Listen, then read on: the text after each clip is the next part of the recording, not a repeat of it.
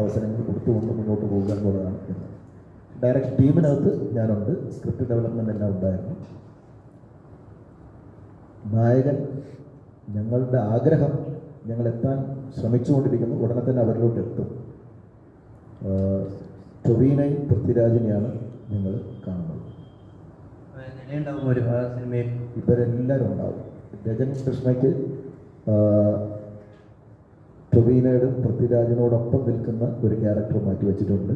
അനൂപിനും ഡേയ്സിനും ഉണ്ട്, നിളയുമുണ്ട്. ഞങ്ങളെല്ലാം അതിൻ്റെ ഭാഗമായിരിക്കും.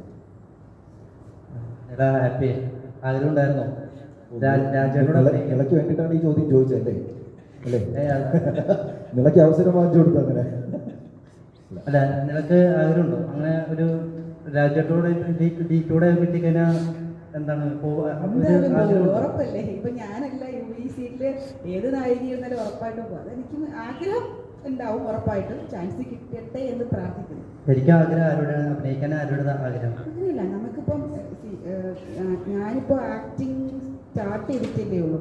അപ്പോൾ സത്യത്തിൽ പഠിച്ചു വരുന്നതേ ഉള്ളൂ. നമ്മൾ ഈ ഫിലിംസ് ഓരോന്ന് കാണുമ്പോഴും ഒരുപാട് പേരുടെ ആക്ടിങ് കാണുമ്പോഴും നമുക്ക് തോന്നി ഇങ്ങനെ അഭിനയിക്കാൻ പറ്റുമോ എന്ന് നമുക്ക് ഡൗട്ട് തോന്നാറുണ്ട് പലപ്പോഴും. അപ്പോൾ അങ്ങനെ വരുമ്പോൾ ഇപ്പോൾ ഇൻഡസ്ട്രിയിലുള്ള ആരുടെ കൂടെയാണ് നമ്മൾ കിട്ടിയത്, നല്ല ക്യാരക്ടേഴ്സ് കിട്ടണം എന്നാണ് ഫസ്റ്റ്. അതാണ് എൻ്റെ ഇത്. പക്ഷേ വലുതോ ചെറുതോ എന്നുള്ളതല്ല, കിട്ടുന്ന ക്യാരക്ടർ ഉറപ്പായിട്ട് ആ കണ്ടിറങ്ങുന്ന ആൾക്കാരുടെ മനസ്സിൽ പോകരുത്. അതാണ് ഇപ്പോൾ എൻ്റെ ഏറ്റവും വലിയൊരു ആഗ്രഹം. ഇതിലങ്ങനെ ഇരിക്കും, അത് ഉറപ്പാണ്, നിങ്ങൾ മറക്കത്തില്ല.